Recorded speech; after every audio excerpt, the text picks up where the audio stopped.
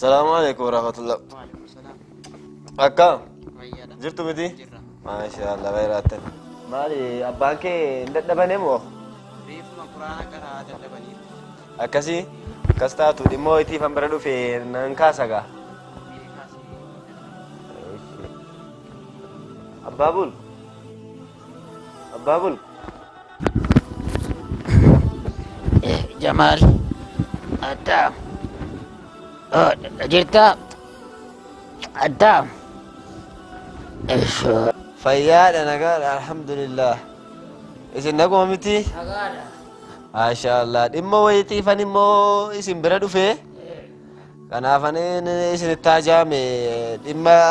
filannoo wayitiyyuu ga'eennaanii sagalee keessannuu kennitanii namas nu kakaabsanii jedhatan yeroo baay'ee immoo isin barbaannee isin jaarsummaa irra jirtu nama jaarsummaa adda addaatiin isin cinqaa nutis immoo dhimma hojiitii fi namni beejii nu godha kanaafiyyee wal arguu dhabne bakka jiraattane maaliifu gurbaa bishaan fidime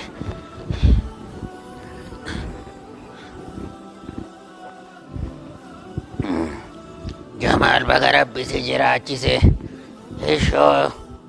akkuma kana kottuuti salaamatuma rabbiinaan jedhi filannoo ga'e jette ishoo baga ga'e ilaame Jamaal koo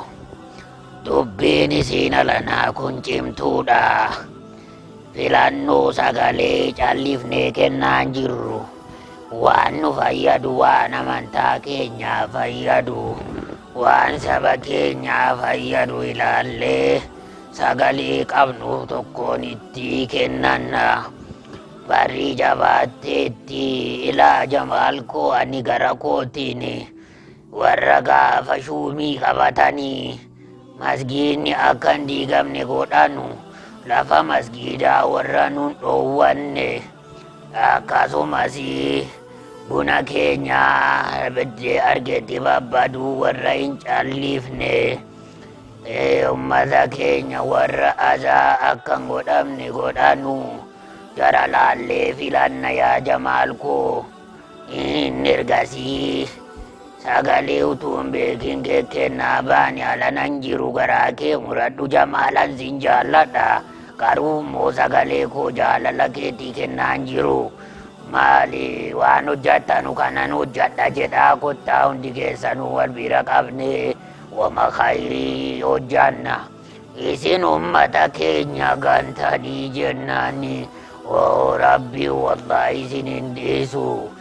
isin immoo haqqii qabattanii jennaani waa tokko rabbis isinii wajjin jiraata dhageessee gurbaa Jamaal waa tokko waan isin nu gaafattane hamma isin nu gaafattane hunda isaa isinii guutuudhaaf nu qophiidha waa tokko isin kana nassabnaasi sagaleedhuma keessan kottaa nuu kennaa malee yoo dadhabdan immoo ammasitti hirkadhaame gurbaa kana naasofsiisaa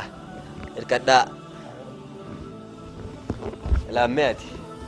itini sagalee keessan qofa nuu kennaasi waan isin barbaadan hunda isaa isinii guutuudha amma waa'ee sagalee kennuu qofa osoo hin taane isin amma waan gootanu liistii isaanuu fiddanii nutti agarsiiftanii waan saba keenyaa fi amantaa keenyaaf ta'u yoo ta'e isin filachuu dandeenya. Wamaa waa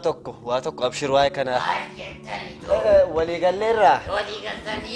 waliigalleerraa